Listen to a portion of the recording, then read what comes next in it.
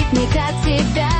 Папа, поздравляю, в ситуации любой умеешь ты силу духа сохранить и в итоге победить. Здоровья тебе и сил, чтоб день каждый в радость был. Пусть будешь ты бодрым всегда.